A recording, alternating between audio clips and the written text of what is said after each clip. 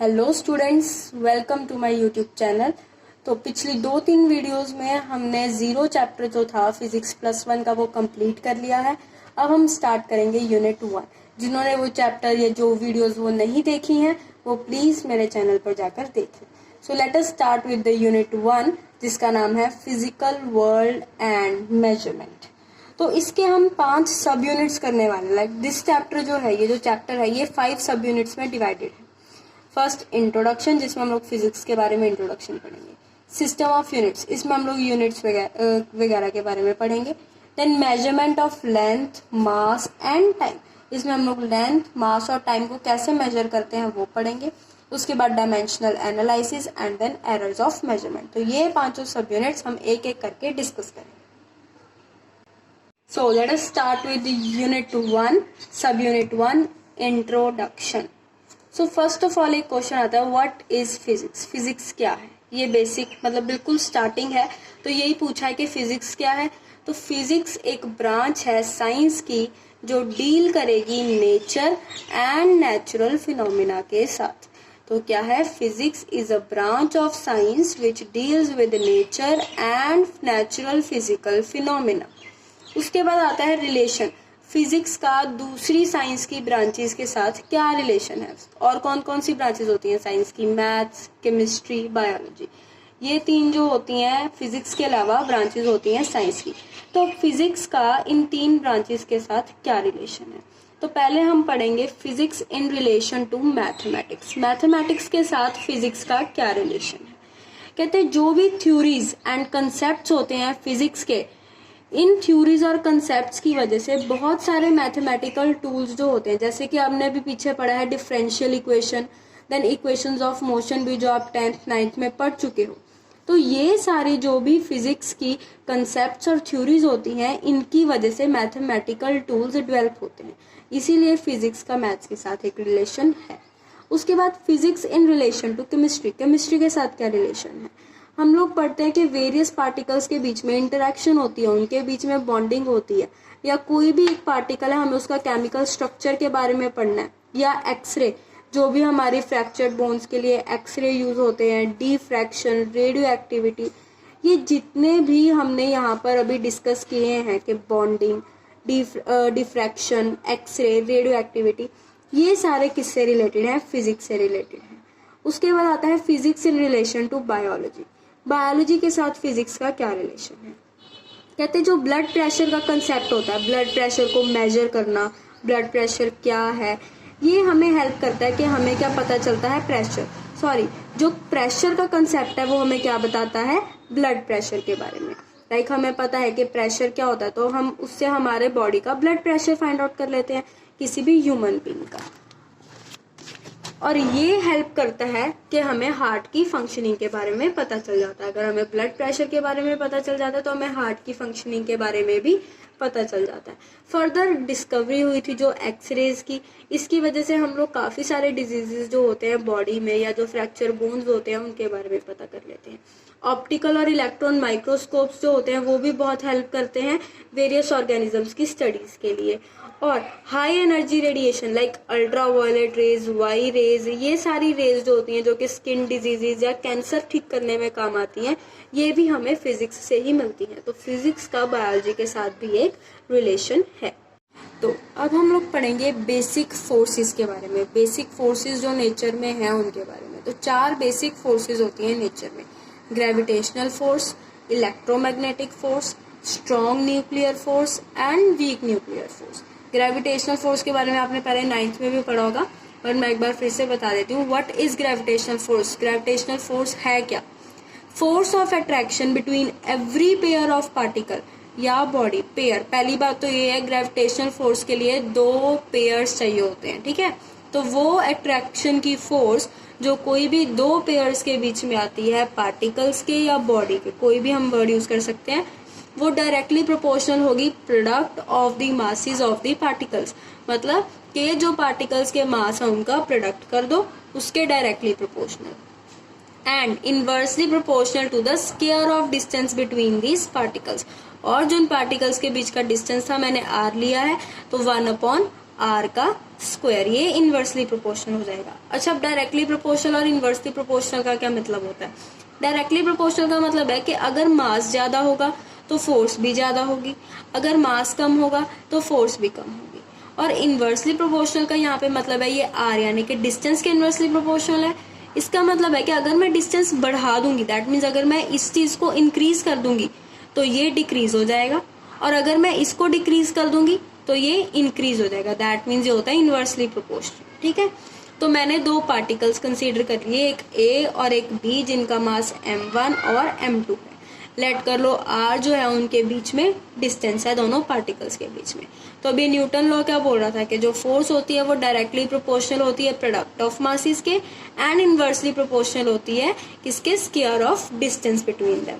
तो इन दोनों इक्वेशंस को जब मैंने कंबाइन कर दिया तो m1 m2 upon R square, force किसके डायरेक्टली प्रोपोर्शनल आ गई? m1 m2 upon R square. तो हमें प्रोपोर्शनैलिटी का साइन हटा के एक जी लगाते हैं, इसको बोलते हैं यूनिवर्सल ग्रेविटेशनल कांस्टेंट, और इसकी वैल्यू होती है 6.67 into 10 raise the power -11 newton metre square kg inverse. तो हमने ग्रेविटेशनल फोर्स में क्या पढ़ा कि वो फोर्स जो कोई भी दो पेयर ऑफ पार्टिकल्स या बॉडी के बीच में लगती है, जो डायरेक्टली प्रोपोर्शनल होगी प्रोडक्ट ऑफ मासेस के एंड इनवर्सली प्रोपोर्शनल होगी डिस्टेंस बिटवीन देम के, उसको बोला जाता है ग्रेविटेशनल फोर्स। फिर हम आगे स्टडी करेंगे characteristics of gravitational force. Gravitational force के कैरेक्टरिस्टिक्स क्या होते हैं? तो पहला कैरेक्टरिस्टिक ये है कि जो ग्रेविटेशनल फोर्स होती है दो बॉडीज के बीच में, वो एक एक्शन एंड रिएक्शन पेयर बनाती है। Action and reaction pair, that is the forces are equal in magnitude and opposite in direction. कोई भी दो बॉडीज है, एक ये है एक ही है, जो फोर्स इस पे लगेगी सेम फोर्स इस पे भी लगेगी, और ये क्या होंगे? हमारे direct action and reaction pair form करेंगे, जो कि मैग्नीट्यूड दोनों फोर्सेस का सेम होगा लेकिन डायरेक्शन ऑपोजिट होगी। इसमें क्वेश्चन अभी एक क्वेश्चन पूछा जाता है आपसे कि जो एक ये मान लो एक ये पर्सन है, ठीक है, और ये अर्थ, ठीक है, और यहाँ पे ये पर्सन खड़ा है, ठीक है। तो अब ये पर्सन जो है अर्थ के ऊपर कोई ना कोई ग्रेविटेशनल फोर्स लगा रहा है, और अर्थ भी पर्सन के ऊपर कोई ना कोई ग्रेविटेशनल फोर्स लगाएगी। तो आपसे एक क्वेश्चन पूछा जाता है कि इन दोनों की ग्रेविटेशनल फोर्स में से मैन की अर्थ की तरफ या अर्थ की मैन की तरफ, दोनों में से कौन सी ग्रेविटेशनल फोर्स ज्यादा है? तो ज्यादातर बच्चे जो हैं वो रिप्लाई करते हैं कि जो अर्थ ग्रेविटेशनल फोर्स लगा रही है वो ज्यादा है, लेकिन ये रॉन्ग है। हमने अभी पढ़ा कि जो ग्रेविटेशनल फोर्स होती है वो क्या शो करती है? Action and reaction pair. ये एक्शन एंड रिएक्शन पेयर बनाती है, that means equal in magnitude and opposite in direction.